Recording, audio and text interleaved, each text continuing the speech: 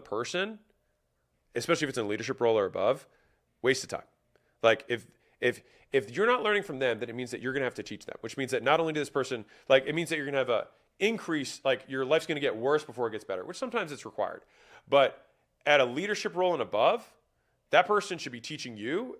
And so there's no point in you trying to go in and train them. They should be like, this is what we need to do for our financial function. You're like, great, love that for us. Go do that, right? Okay, brings me to the third point, which is you want to remove yourself from marketing. Now, marketing is a larger term, but fundamentally it's acquisition, right?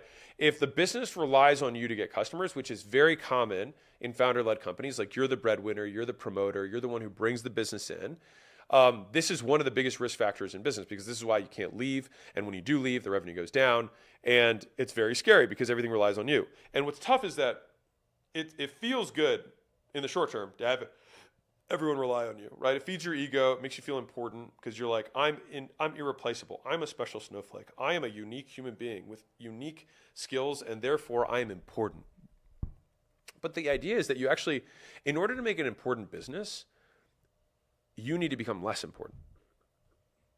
Like, if you want to help more people, you can't help more people. And so, for me, obviously, like I've had plenty of businesses that were face-driven. But if your face gets the customers, you are the key man. And so, this is kind of the three-step simple way of kind of getting out of this. Well, easier said than done, but fundamentally, this is what we do. So, number one, well, let me zoom out. There are 7 different ways that you can install systems into the business to capture media and marketing on your behalf without it having kind of quote direct-to-camera founder-led ads, okay? So I'll give you a couple of them. So one of them is that you probably have some sort of place where your customers gather, right? Maybe it's an online community like a school or whatever. In those communities, you should have a standard process weekly where you screenshot people saying nice things about you. Then all of a sudden, all those screenshots become ads that get pushed to you every single week. The next thing is having incentives for customers to leave testimonials.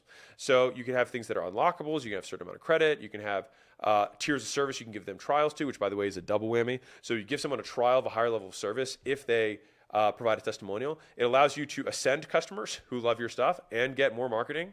Bingo, bingo. The next one is something I call lifecycle ads, which basically you probably already have functions in the business that already occur, which is you probably record your sales calls, hopefully. You record your onboarding calls for a new customer. You record delivery checkpoints, and maybe if they have a good experience, you would record some sort of testimonial from them. Great. Now, the thing is that means that all of this stuff already exists within your business. And so when you have a testimonial and someone says, these guys are great, you just say, cool, we're going to look back through our CRM, look back through our scheduling, and pull the recordings from their sales call to their onboarding to each of their touch points. And then what happens, you can compress that into a timeline that also becomes another advertisement. Pretty sweet. Because instead of saying, I was here and now I'm here, show them here of them actually being scared, being not sure, hesitating before signing up, and then all of a sudden getting this amazing outcome.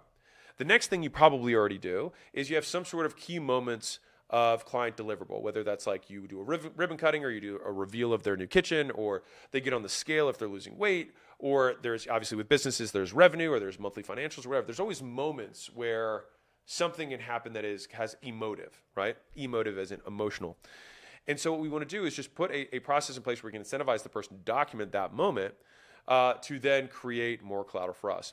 And so hopefully you're getting an idea here. Like, another process you can put in place is that your customer support, if you have a customer support line, is that you can pay a customer support person $5 for every person that they get like a mini testimonial in chat format from, right? You resolve something, oh my God, these guys are amazing. I love this product. It's fantastic. I highly recommend it to anybody.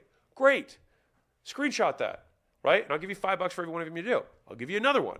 Or you guys get like, I have done this before. I'll give you another one.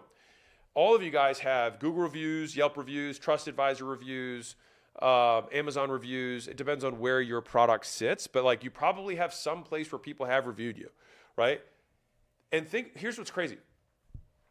You probably have hundreds, not like one or two. You probably have hundreds of, like, local businesses have a few hundred reviews. It's not like uncommon to have this. What's crazy is that those reviews rarely get made into marketing. Why? Now here's an even crazier one. You can take the hilarious 1 stars and take a page out of Liquid Death's marketing book and just say like, hey, if you're one of these people, you won't like our stuff. And if it clearly casts out the wrong type of person, it will pull in the right type. And it's also hilarious marketing. And so I think I just gave you 6 or 7 different processes that you can install in a business that all get ads and marketing to come to you. If you wanted to go even further, you could build an affiliate program out. You could use TikTok Shop and sell a widget and then whitelist those ads in the modern era and use those as your marketing, right? All of these are things that you can do to remove your face from your market. All right. Now, competition. I'll skip that one. Okay. So the next thing that we think through is stress testing this. And so if we're zooming all the way out, we put our big list together. We red, yellow, greened it. We then created a decision tree. We created a box around how much money they're able to have, make decisions on. We have our scorecard. We test them to make sure that they actually pass the KPI. That's step 1. The step after that that we did is, okay, well, now we need to increase the amount of people in the business for all those reds. So we have to interview more people. We have to look for people who have higher skills. We have to be willing to get taught by these people, which is, by the way, the cheapest learning you can do is get people who are way out of your league to teach you about the role, and you learn a ton in the process of also finding great talent. Ask those people how what they do turns into revenue for the business. And then finally, actually take your 90 days off. And something will break. But you continue this process until eventually nothing breaks. And then once nothing breaks, you actually have a business that can run without you.